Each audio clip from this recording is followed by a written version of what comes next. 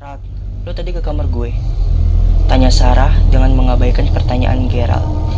Gak tuh, Gerald baru pulang dan langsung nelpon kamu. Sarah pun seketika kaget.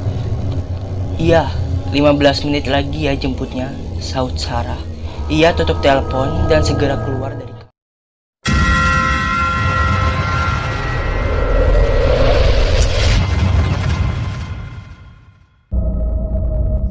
Assalamualaikum teman-teman, balik lagi bersama gue Anto. Di video kali ini gue bakal ngelanjutin cerita part 3 tentang seseorang yang berkenalan dengan makhluk boys. Sebelum mulai ke videonya, jangan lupa kalian semua untuk like, comment, share, and subscribe. Dan jangan lupa untuk nyalain lonceng notifikasinya biar kalian gak ketinggalan video-video terbaru dari gue. Di video sebelumnya, si Sarah itu kan menutup teleponnya dan ia pun melihat Ajani sedang duduk di depan kamarnya sambil bermain HP. Dan si Sarah pun langsung bertanya, tadi si Gerald ka dia te aya, jawab Ajani tanpa berpaling dari HP-nya. Sarah pun masih berpikir bahwa Ajani sedang bercanda. Lalu si Sarah pun segera mengambil wudhu dan sholat. Setelah selesai sholat, si Sarah pun bersiap-siap untuk pergi ke Lembang. Karena di Lembang sangat dingin dan dia pun pergi memakai motor, maka si Sarah pun memakai jaket tebal dan tidak lupa membawa syal kesayangannya yang berwarna pink. Gerald pun sudah datang dan mereka segera pergi. Tanpa mereka sadari, ada sesuatu yang sudah menunggu mereka. Motor yang mereka tumpangi berjalan pelan karena masih berada di dalam komplek. Mereka tidak berbicara satu sama lain dan hanya sibuk memikirkan pikirannya masing-masing. Ketika mendekati sekolah SMA, si Sarah pun melihat seorang kakek berjalan pelan. Sarah terus memperhatikan kakek tersebut tanpa sadar. Kakek tersebut berada jauh dari motor mereka. Posisinya berada di sebelah kanan jalan dan berjalan membelakangi Sarah dan Gerald. Semakin lama semakin mendekat. Hingga di pertigaan SMA, kakek itu pun berbelok ke kanan, yang artinya bersamaan dengan si Gerald dan Sarah. Tapi saat motor berbelok, tidak ada siapa-siapa di sana.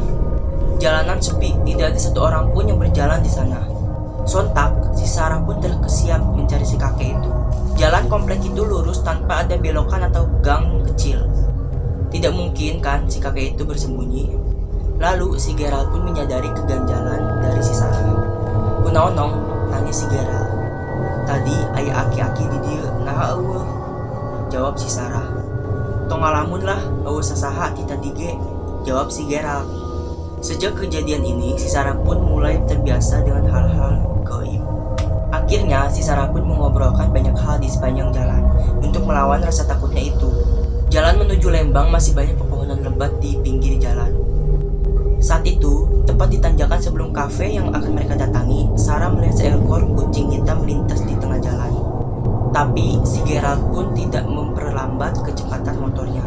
Sontak, si Sarah pun berteriak, "Rak, kucing, lalaunan," teriak Sarah sambil menahan rasa takut itu.